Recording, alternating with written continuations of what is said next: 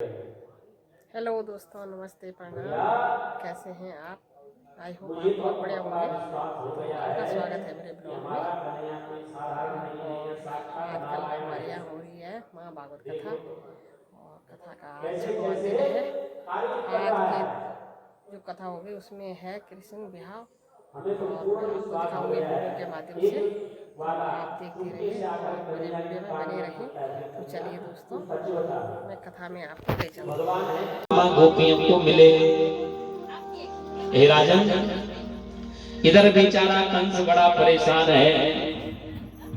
भगवान बड़े आनंदित से अपने भक्तों पर अनुग्रह कर रहे हैं। तुरंत बाल खींचकर घसीट कर नीचे लाया, कंस को याद दिलाई, बाल पकड़कर घुमाया। हे मामा जी, आज से 11 वर्ष पूर्व इसी प्रकार तुमने मेरी माँ देवकी के बाल खींचे थे विवाह की बेला में। आज वही देवकी नंदन तुझे गिराने आ गया है। स्मरण दिलाया, एक धक्का कंस को मारा। कंस हड़बड़ा गया, उच्च सिंहासन से नीचे गिरा। तुरंत कन्हैया छाती पर सवार हो गए, छाती पर विराजमान हो गए। जैसे ही छाती पर कन्हैया कूदे, कंस के रहे से प्राण तो वैसे ही निकल गए थे। जो ही एक मुष्टिका का प्रहार छाती में चढ़कर भगवान ने कंस की छाती पर किया, तो कंस बेचारा धड़ाम से जमीन पर गिरता हुआ अपने प्राणों को त्याग दिया। बोले भक्तवत्सल भगवान की। सुखदेव भगवान कहते हैं, हे राजन, जैसे ही कंस का काम तमाम भगवान ने कर दिया। कंस की 2 पत्नियां हैं, अस्ति और प्राप्ति। छाती पीट पीट कर रोने लग गई। भगवान ने जैसे जैसे उनको समझाया। नंद बाबा ने जब ये स्थिति भगवान की देखी तो नंद बाबा भगवान के पास दौड़। नंद बाबा ने कन्हैया को हृदय से लगा दिया। अरे लाला, कैसी शक्ति है तेरे अंदर, इतने बड़े बड़े दुष्टों को तूने क्षण भर में समाप्त कर दिया। हृदय से लगा दिया, मेरा छोटा सा लाला और इतने बड़े बड़े वीरों से लड़ रहा है। हे कन्हैया, कौन सी शक्ति तेरे अंदर है? सुखदेव भगवान कहते हैं, हे राजा, कन्हैया ने नंद बाबा को सांत्वना दी। नंद बाबा से कहा, बाबा अब कुछ दिन जरा मुझे, क्योंकि राजा तो मर गया, जो कंस राजा था मथुरा का, उसका तो काम तमाम हो गया। जरा यह मथुरा का राज सुचारू रूप से चल जाए, इसलिए तुमसे मेरा निवेदन है, खूब मेला देख लिया, अब जाकर तुम गोकुल चले जाओ। माँ यशोदा सभी ग्वाल सबका इंतजार कर रही हैं। नंद बाबा और अपने ग्वाल वालों को भगवान ने वापस गोकुल भेज दिया। सुखदेव भगवान कहते हैं, राजन, भगवान को आज अपने माँ पिता की याद आई। तुरंत कारक ग्रह में पहुंचे, और कारक ग्रह में पहुंचकर अपने बंदी माता पिता को आज भगवान ने मुक्त किया। और जब भगवान ने मुक्त किया तो भगवान तुरंत माँ पिता के चरणों में गिर पड़े। माँ देवकी ने अपनी प्यारी कन्हैया को हृदय से लगा दिया। मातरम पितरम चैव मोचयित्वा वंदना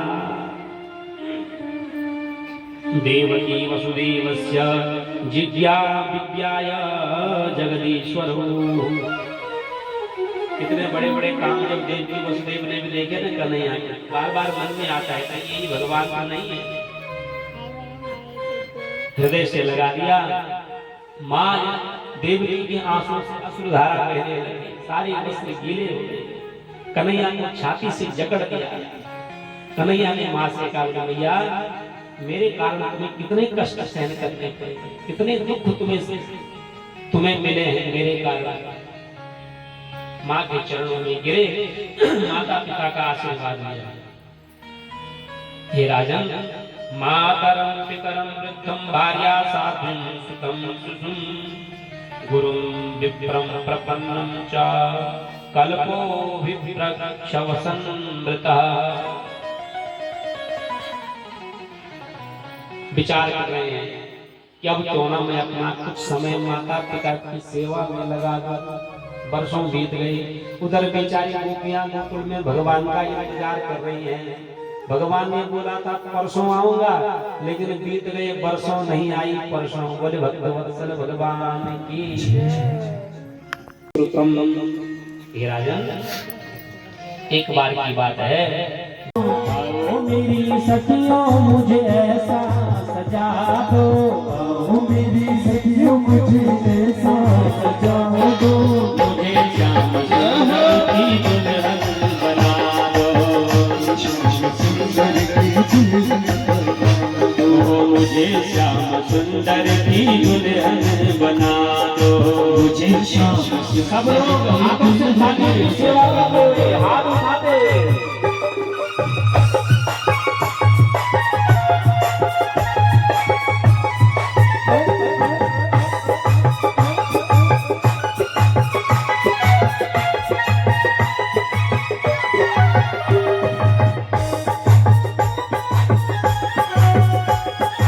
बड़े भाव से बोले कृष्ण रुक्मणी भगवान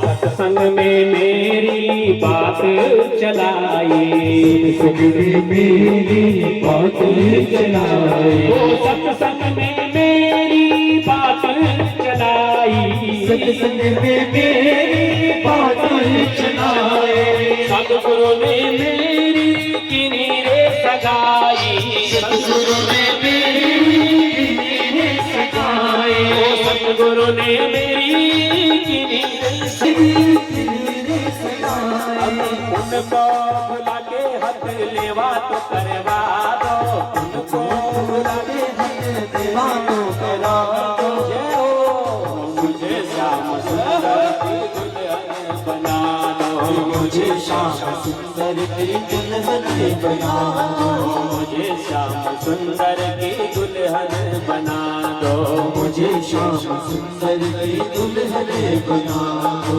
ऐसी पहनो चूड़ी जो कबहू न टूटे, ऐसी पहनो चूड़ी जो कबहू न टूटे, ऐसी पहनो कबहू न टूटे, ऐसा बरू दुल्हा जो कबहू न छूटे, ऐसा बरू दुल्हा जो कबहू न छूटे, ऐसी पहनो चूड़ी जो कबहू न टूटे, ऐसी पहनो चूड़ी जो कबहू न टूटे, ऐसा बरू दुल्हा जो कबहू न छूटे, ऐसा बरू दुल्हा जो कबहू न छूटे, अरे अटल सुहाग की बिंदिया लगा दो, अटल सुहाग की बिंदिया लगा दो, मुझे श्याम सुंदर की दुल्हन बना दो, मुझे श्याम सुंदर की दुल्हन बना दो, मुझे श्याम सुंदर की दुल्हन बना दो, मुझे श्याम सुंदर की दुल्हन बना दो, भक्ति का सुरमा मैं आंखों में लगाऊंगी, भक्ति का सुरमा मैं आंखों में लगाऊंगी, ओ भक्ति का सुरमा मैं आंखों में लगाऊंगी, का सुरमा मैं आंखों में लगाऊंगी, लेके एक तारा में श्याम श्याम गाऊंगी, तारा में श्याम श्याम गाऊंगी, ओ लेके एक तारा में श्याम श्याम गाऊंगी, तारा में श्याम श्याम गाऊंगी, सतगुरु को बुला के मेरे तेरे तो करवा दो, सतगुरु को बुला के मेरे तो करवा दो, मुझे श्याम सुंदर की दुल्हन बना दो, मुझे श्याम सुंदर की दुल्हन बना दो, मुझे श्याम सुंदर की दुल्हन बना दो, मुझे श्याम सुंदर की दुल्हन बना दो, बांध के घुंघरू में उनको रिझाऊंगी, घुंघरू में उनको रिझाऊंगी, बांध के घुंघरू में उनको रिझाऊंगी, बांध के घुंघरू में उनको रिझाऊंगी, लेके एक तारा में श्याम श्याम गाऊंगी, लेके एक तारा में श्याम श्याम गाऊंगी, दुनिया से नाता तोड़ उनकी हो जाऊंगी, दुनिया से नाता तोड़ उनकी हो जाऊंगी, अरे सखियों को बुला के डोली को सजा दो, सखियों को बुला के डोली को सजा दो, मुझे श्याम सुंदर की दुल्हन बना दो, की दुल्हन बना दो, मुझे श्याम सुंदर की दुल्हन बना दो, मुझे श्याम सुंदर की दुल्हन बना दो। आओ मेरी सखियों मुझे ऐसा सजा दो, आओ मेरी सखियों मुझे ऐसा सजा दो, आओ मेरी सखियों मुझे ऐसा सजा दो, आओ मेरी सखियों मुझे ऐसा सजा दो, मुझे श्याम सुंदर की दुल्हन बना दो, मुझे श्याम सुंदर की दुल्हन बना दो, मुझे श्याम सुंदर की दुल्हन बना दो, मुझे श्याम सुंदर की दुल्हन बना दो, मुझे श्याम सुंदर की दुल्हन बना दो। बोलिए भक्त वत्सल भगवान की, रुक्मणी मैया की, द्वारकाधीश भगवान की, नमः पार्वती पतये हर हर। अभी सबसे निवेदन है 2 मिनट बैठ जाओ अपने स्थान पर। आइए सज्जनों, बड़े सौभाग्य और हर्ष का विषय है।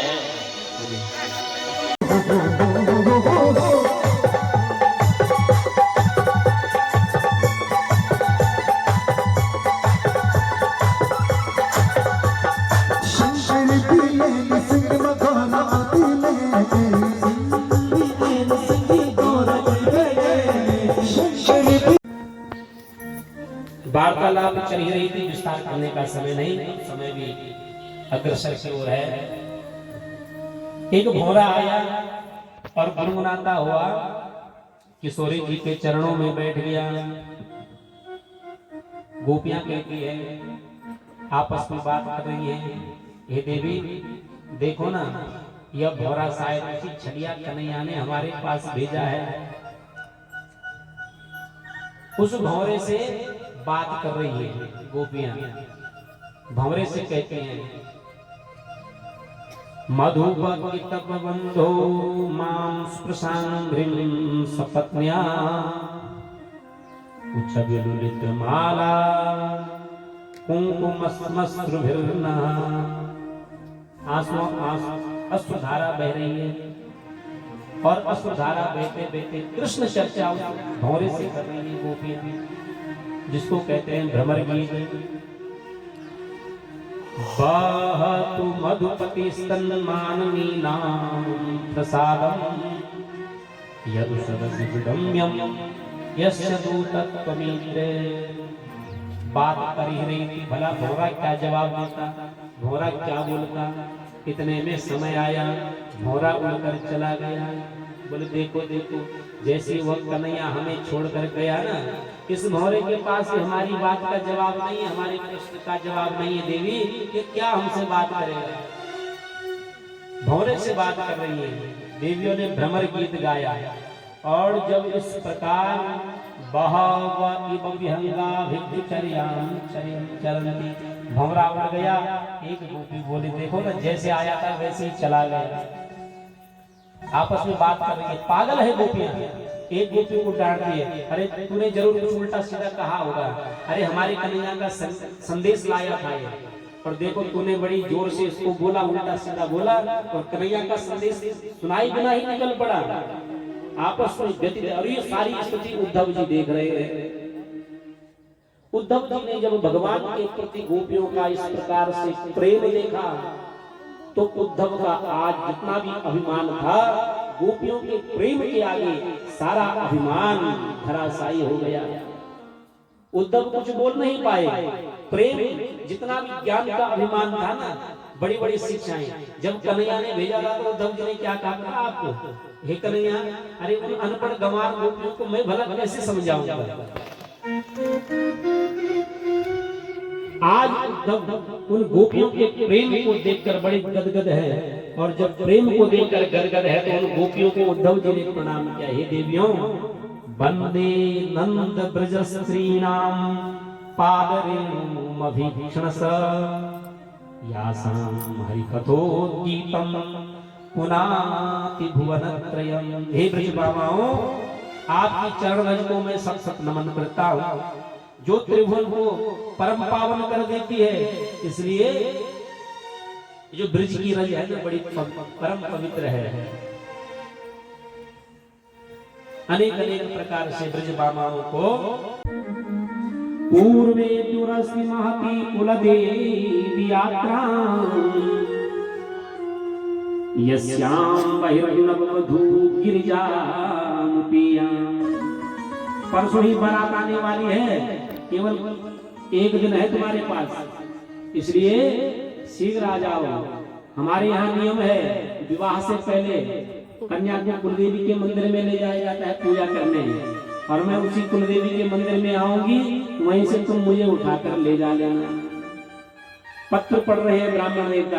ब्राह्मण देवता ने जैसे ही पत्र पढ़ा, पत्र कन्हैया को पकड़ाया, भगवान ने ब्राह्मण देवता को दक्षिणा दी, ब्राह्मण देवता को प्रणाम किया, बोले ब्राह्मण देवता तुम निकलो, हम तुम्हारे पीछे पीछे आते हैं।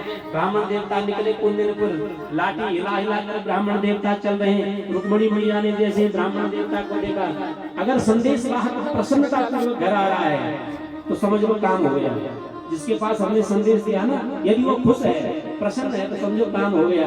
ब्राह्मण देवता छतरी घुमाते घुमाते, लाठी घुमाते घुमाते जैसे कुंदनपुर आए, रुक्मिणी मैया ने देख लिया, समझ गई काम हो गया, पूछने की आवश्यकता ही नहीं पड़ी। ब्राह्मण देवता को प्रणाम किया। इधर कन्हैया ने तुरंत रथ तैयार किया और रथ तैयार करके कुंदनपुर की ओर निकल पड़े। अचानक प्रभु जब मथुरा द्वारिका से निकले, उद्धव जी ने पूछा सैनिकों से, बोले सैनिकों तुम्हें पता है अचानक कन्हैया ने कोई न बात न विचार, अचानक रथ में बैठकर निकल पड़े। बोले भैया हमें कुछ पता नहीं है, पर हाँ यह जरूर पता है कि कुंदनपुर से एक ब्राह्मण देवता आए थे, बस इतना पता है। उसके बाद कन्हैया ने ब्राह्मण देवता के कंधे में हाथ रखा और ब्राह्मण देवता को अपने कक्ष में ले गए। उसके बाद कक्ष में न जाने क्या बात ब्राह्मण देवता के बीच और कन्हैया के बीच हुई है, इसका मुझे कुछ पता नहीं। उद्धव जी भी समझ गए। आगे आगे भगवान का रथ और पीछे पीछे उद्धव जी का रथ। भगवान पहुंच गए कुंदनपुर। इधर समाचार फैल गया, बारात आ गई शिशुपाल की। शिशुपाल की बारात रैन बसेरे में जनवासी में ठहरी हुई है, चाय पानी चल रहा है आराम से। मां रुक्मिणी देवी के मंदिर में पूजा कर रही है, और देवी के मंदिर में पूजा कर रही है, देवी के सामने बैठकर भगवान को प्राप्त करने के लिए देवी से विनती करती है। उसी समय क्या हुआ, देवी की मूर्ति के सामने से एक माला गिरी, एक पुष्पहार गिरा और रुक्मिणी के गले में गिर गया। बोले भक्तवत्सल भगवान की हम कहीं पूजा करते हैं ना, मूर्ति से कोई फूल टपक जाए तो समझो हमारी मनोकामना पूर्ण हो गई, हमारा कार्य सिद्ध हो गया। एक हार पुष्पहार मां रुक्मिणी के गले में पड़ा। मां रुक्मिणी समझ गई, इधर से कन्हैया आए। कन्हैया ने रथ को एक जगह स्थापित किया। रथ को स्थापित करके जैसे ही मंदिर की तरफ जा रहे हैं, मां रुक्मिणी मंदिर में पूजन कर रही है। जैसे ही कन्हैया को अनेक अनेक सैनिक, शिशुपाल ने जब सुना कि वो काला तंका कन्हैया भी यहाँ पहुंच रखा है, किसी ने उसको सूचना दे दी कि शिशुपाल कन्हैया भी घूम, हमने सुना है कि वो कन्हैया भी इधर उधर कहीं घूम रहा है। शिशुपाल के तो अब होश उड़ गई। जितने भी सैनिक थे सब रुक्मिणी की रक्षा में लगा दिए। रुक्मिणी और शिशुपाल ने सारे सैनिक रक्षक, मंदिर छावनी बन गया। जैसे भगवान मंदिर में घुसे, सारे सैनिक भगवान को देखकर मोहित हो गए। देखो ना कितना सुंदर दूल्हा है, कितना सुंदर श्रृंगार है। वो तेरा किसने किया श्रृंगार सांवरे। भजन करने का समय नहीं सज्जनों, अब समय भी हो गया है। अब आप दिव्य झांकी का आनंद लेंगे और उसके बाद जब झांकी होगी उसके बाद हम भजन सुनेंगे।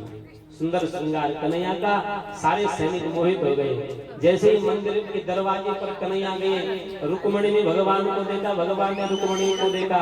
आंखें चार हो गई। आंखें चार होने का मतलब समझते हो, जब दो दो आंखें मिलती है ना तो दो आंखों से चार आंखें बन गई। दो आंख कन्हैया की मिली, दो रुक्मिणी की मिली, आंखें चार हुई।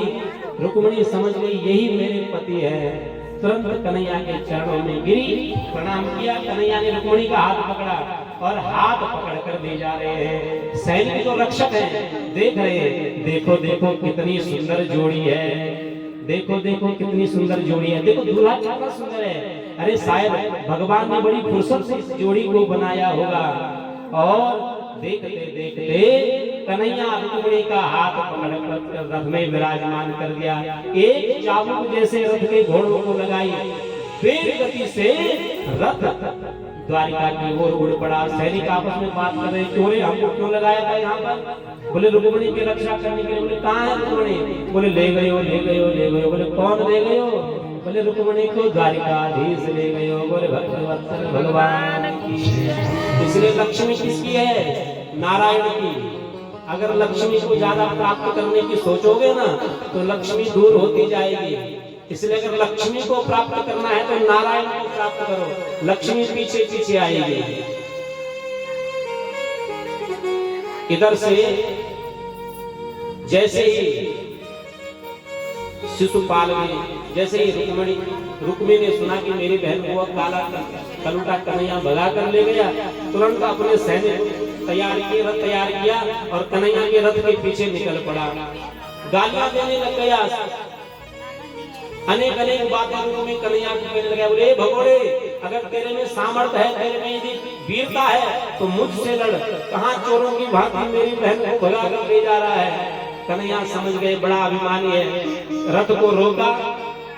जैसे ही रुक्मिणी को मारने के लिए तैयार हुआ तो रुक्मिणी मैया ने कन्हैया का हाथ पकड़ लिया। बोले प्रतिदेश दुनिया क्या कहेगी? अरे इस रुक्मिणी के पति ने विवाह के लिए इसकी भाई को मार दिया, इसलिए कम से कम आज तो इसे छोड़ दो। बैठ जाओ, 2 मिनट बैठ जाओ, 2 मिनट का